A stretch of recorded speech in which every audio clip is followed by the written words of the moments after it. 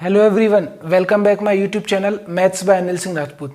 आज के इस वीडियो में मैं ज्यामिति के ऊपर तीसरा वीडियो लेकर आया हूँ।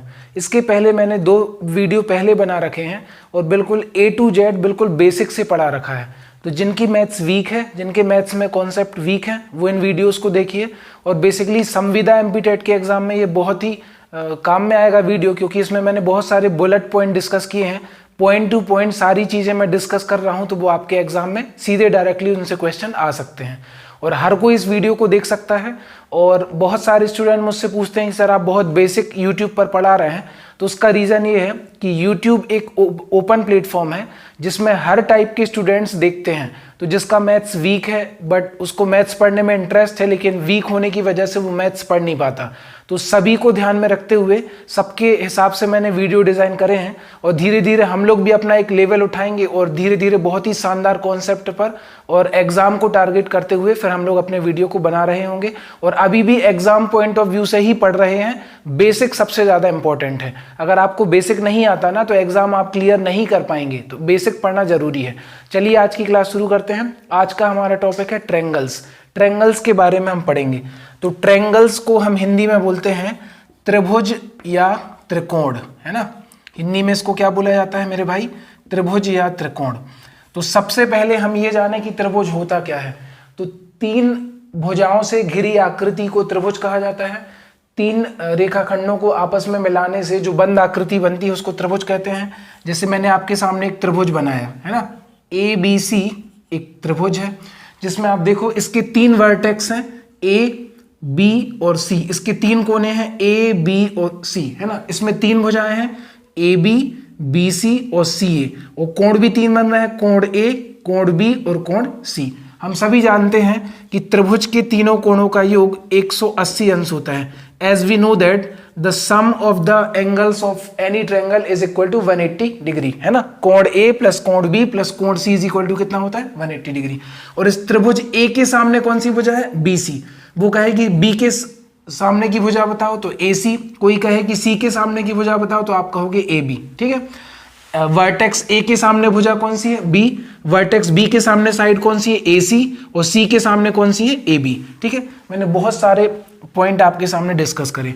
अब नेक्स्ट अगर अपन बात करें तो आप ध्यान से देखना, अगर मैं एक सीधी रेखा खींचूं और सीधी रेखा पर मैं 3 पॉइंट ले लूं, पॉइंट A, पॉइंट B और पॉइंट C, तो आप एक चीज देखो कि अगर तीनों बिंदु एक ही रेखा पर स्थित हैं, ध्यान से देखना, अगर 3 बिंदु एक ही रेखा पर स्थित हैं, इफ 3 पॉइंट्स आर कोलिनियर, अगर 3 बिंदु समरेख हैं, तो क्या त्रिभुज बन सकता है? नहीं बनेगा। क्यों नहीं बनेगा?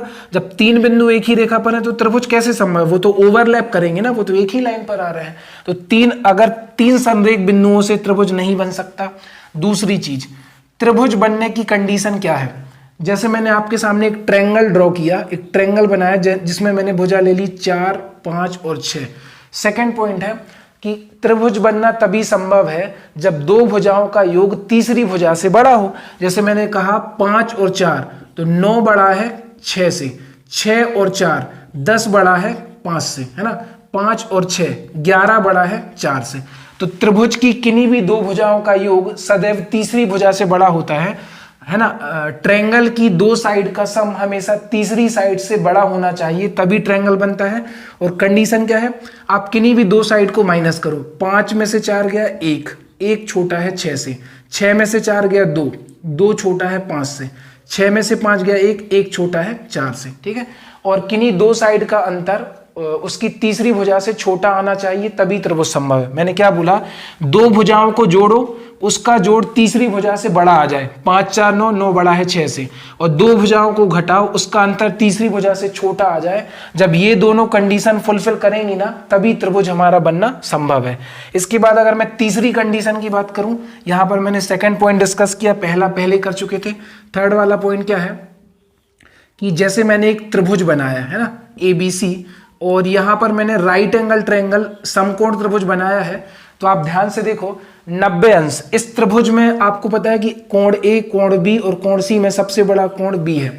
तो अगर मैं समकोण त्रिभुज में भुजाएं ले लूं 3 4 5, आज से आप जान लो कि 3, 4 और 5 समकोण त्रिभुज की भुजाएं हैं, है ना। 3, 4 और 5 समकोण त्रिभुज बनाती हैं। मैं आगे की वीडियो में बहुत विस्तार से समझाऊंगा। अब देखो 90 अंश के सामने की भुजा कितनी है मेरे भाई, 5। 5 के सामने का एंगल कितना है, 90 डिग्री। तो यहां से पॉइंट क्या निकला, बड़े कोण के सामने की भुजा बड़ी होती है या बड़ी भुजा के सामने का कोण बड़ा होता है। इंग्लिश वाले लार्जेस्ट एंगल के सामने की साइड लार्जेस्ट होती है और लार्जेस्ट साइड के सामने का एंगल लार्जेस्ट होता है, ठीक है। तो ये पॉइंट भी आपको याद रखना है। इसके बाद अगर मैं और छोटे छोटे पॉइंट बात करूं तो जैसे मान के चलो मैंने आपके सामने एक त्रिभुज बनाया ABC, तो यहां पर मैं जो टर्म डिस्कस करने वाला हूं वो करने वाला हूं मीडियन। कि मीडियन क्या होता है, मीडियन को हम कहते हैं माध्यिका, हिंदी में कहते हैं माध्यिका, इंग्लिश में कहते हैं मीडियन। तो अगर वर्टेक्स ए से इस BC पर मैं मीडियन खींचूंगा ना तो वो BC भुजा को इक्वल पार्ट में डिवाइड करेगा, है ना। अगर मैं शीर्ष A से BC भुजा पर माध्यिका खींचूं तो BC को बराबर भागों में बांटेगा। इट मींस BD बराबर DC, और साथ ही साथ इस त्रिभुज का क्षेत्रफल और इस त्रिभुज का क्षेत्रफल आपस में बराबर हो जाएगा। त्रिभुज ABD का क्षेत्रफल मैं लिखूं एरिया ऑफ त्रिभुज ABD equal to area of त्रिभुज ADC।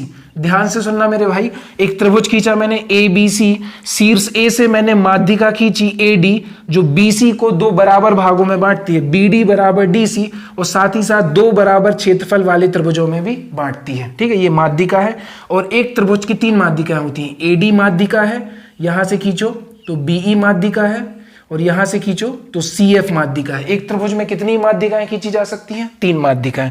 माध्यिका जिस भी भुजा पर खींची जाए उसको 2 बराबर भागों में बांटती है और 2 बराबर क्षेत्रफल में भी बांटती है। इसके बाद अगर एक पॉइंट और हम डिस्कस कर लें तो वो है हमारा शीर्ष लंब। शीर्ष लंब को बोलते हैं अल्टीट्यूड। इंग्लिश में क्या बोलते हैं मेरे भाई, altitude. What is altitude for the triangle. तो एल्टीट्यूड होता है, जैसे मैंने एक त्रिभुज बनाया ABC, ठीक है, ABC। तो इस त्रिभुज में इस पॉइंट A से मैंने एल्टीट्यूड खींचा AD, तो ये एल्टीट्यूड इस BC भुजा पर 90 अंश का कोण बनाएगा।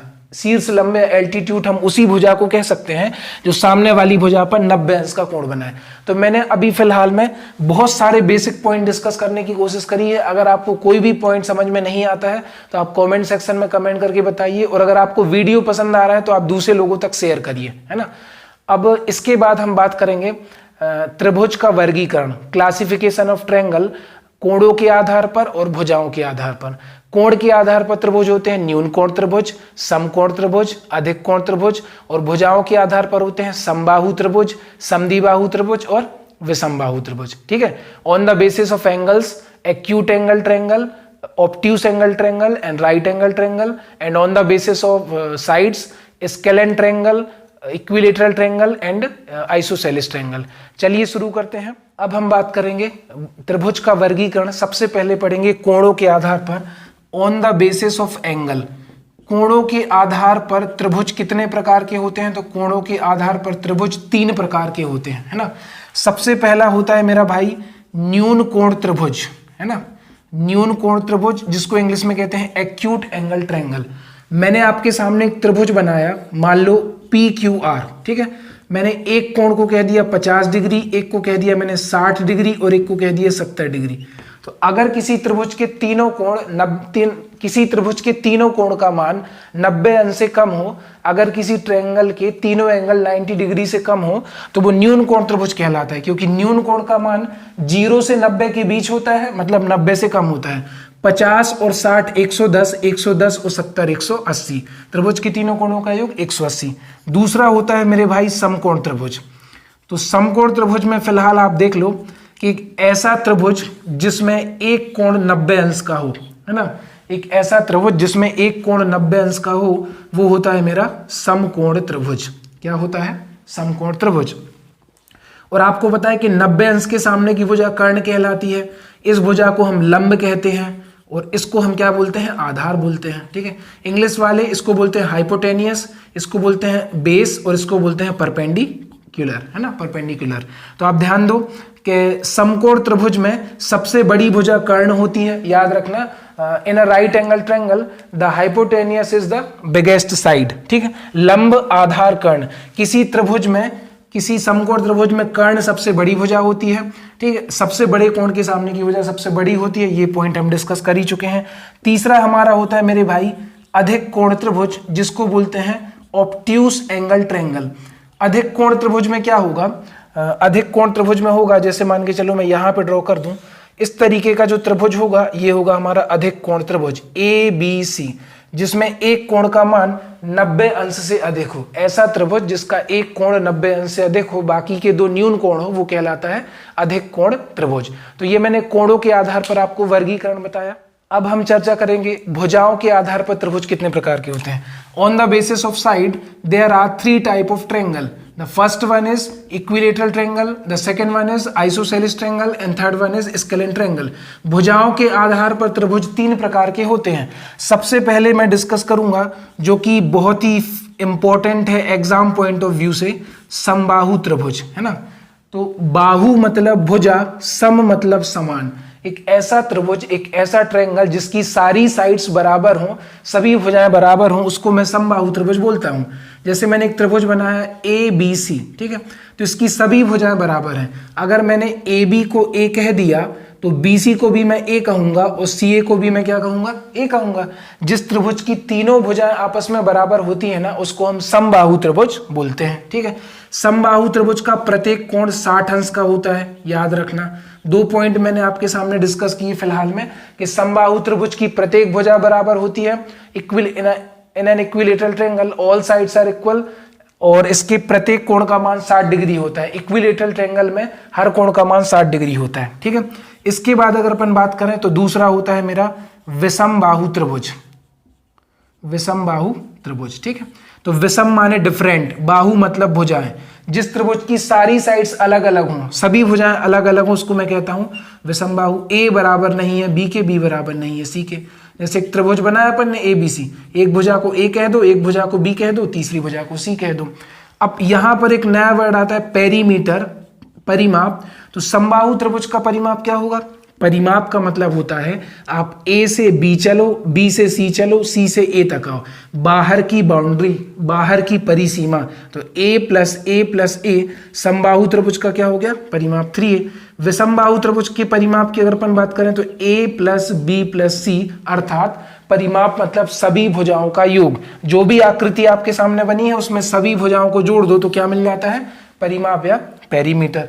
तीसरा त्रिभुज है मेरे भाई समद्विबाहु त्रिभुज। समद्विबाहु त्रिभुज तो एक ऐसा त्रिभुज जिसकी कोई भी दो भुजाएं समान हो। सम मतलब समान, द्वि मतलब दो, बाहु मतलब भुजा। तो मैंने आपके सामने एक त्रिभुज बनाया ABC, ठीक है। मैं कह रहा हूं ये वाली भुजा भी A है तो ये वाली भुजा भी A होगी, इसको मैं B कह देता हूं, ठीक है। तो इसके सामने मान लो ये भुजा X है और इसके सामने ये कोण X है, ठीक है। सॉरी, ये वाला कोण भी x बनेगा, ये वाला कोण भी x बनेगा। क्यों? क्योंकि बराबर भुजाओं के सम्मुख कोण बराबर होते हैं, ठीक है। इस a के सामने अगर x डिग्री बनेगा तो इस भुजा के सामने भी क्या बनेगा, x डिग्री। तो आप कहोगे सर AB बराबर AC है, एंड आप कहोगे कोण B बराबर क्या है, कोण C है। तो समद्विबाहु त्रिभुज में दो भुजाएं आपस में बराबर होती हैं और बराबर भुजाओं के सम्मुख कोण भी आपस में बराबर होते हैं। जैसे मैं आपको एक प्रैक्टिकल करके बताता हूं। जैसे ये मैंने एक त्रिभुज बनाया ABC, ठीक, क्या बनाया ABC। अगर मैं कहूं इसमें AB और BC भुजा बराबर है तो इस BC भुजा के सामने कोण बन रहा है ये, और AB भुजा के सामने कोण बन रहा है ये। तो अगर मैं इसको y डिग्री कहूंगा तो इसको भी मैं क्या कहूंगा, y डिग्री। तो ये था हमारा भुजाओं के आधार पर त्रिभुजों का वर्गीकरण। मैं समबाहु त्रिभुज, समद्विबाहु त्रिभुज और समकोण त्रिभुज के ऊपर और एंगल्स के ऊपर सवालों की एक सीरीज लेकर आऊंगा जो कि बहुत ही इंपॉर्टेंट है। तो आप निश्चिंत रहिए, लेकिन ये बेसिक बताना इसलिए जरूरी है ताकि आप रूबरू हो जाएं, जिनके कॉन्सेप्ट वीक है उनको भी समझ में आए। पिछली वीडियो में जो मैंने एंगल्स के ऊपर बनाई थी, कोण के ऊपर, उसमें हमारे 2 एंगल्स छूट गए थे। तो आज मैं उनको बताकर इस वीडियो को समाप्त करूंगा, जो कि बहुत ही इंपॉर्टेंट है, एग्जाम पॉइंट ऑफ व्यू से इंपॉर्टेंट है। तो आप इसको पूरा देखिए। जैसे कि हमारा एंगल बचा था पूरक कोण, ठीक है। पूरक कोण को मैं कहता हूं कॉम्प्लीमेंट्री एंगल। इंग्लिश में क्या बोलता हूं, कॉम्प्लीमेंट्री एंगल। आप जानते हो कि ये 90 अंश का कोण बन रहा है, ठीक है। आपने बीच में एक रेखा खींची तो यहां पर कोण बन गया x डिग्री और यहां पर कोण बन गया y degree.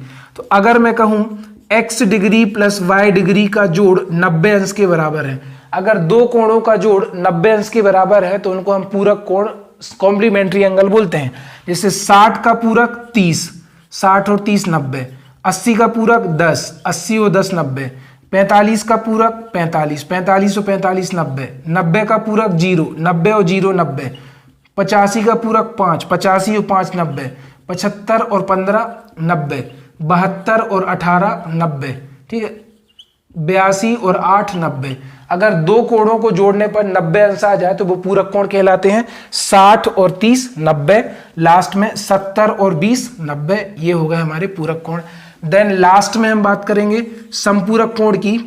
In English we can say it is supplementary angle, है ना, समपूरक कोण। तो अगर दो कोणों का जोड़ 180 अंश के बराबर हो, जैसे मैंने एक लाइन ड्रॉ करी, उसके ऊपर एक ट्रांसवर्सल लाइन खींच दी, एक सरल रेखा खींची, उस पर एक तिरछी रेखा खींच दी और दो कोण बन गए x डिग्री और y डिग्री।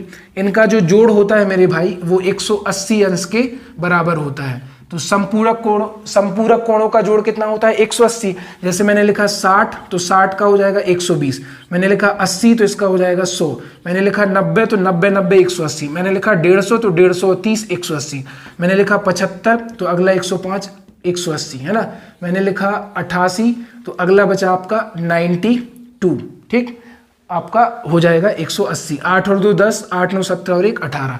तो आई होप आप पूरक कोण और संपूरक कोण समझ गए होंगे। अगर आपको आज की वीडियो पसंद आई है तो आप दूसरे लोगों तक शेयर करिए। मैं अपने चैनल के डिस्क्रिप्शन में अपनी दूसरी प्लेलिस्ट की सीरीज डाल दूंगा नंबर सिस्टम की, तो जिन्होंने उसको नहीं देखा है आप उसको भी देखिए, वो भी बहुत इंपॉर्टेंट है। और ज्योमेट्री के अगर आपने पहले वीडियो नहीं देखे हैं तो वो भी देखिए, आपकी मैथ्स की कॉन्सेप्ट क्लियर हो जाएंगे। अगर 15-20 मिनट की वीडियो में आपके कॉन्सेप्ट क्लियर हो रहे हैं तो बहुत ही ये आपके काम की बात है ना, कि समय भी कम लगा और आपके कॉन्सेप्ट भी क्लियर हो गए। तो आज की वीडियो में इतना ही। अगर आपको वीडियो पसंद आई है और आप नए हैं इस चैनल पर तो चैनल को सब्सक्राइब करिए और दूसरे लोगों तक भेजिए। थैंक यू सो मच, धन्यवाद।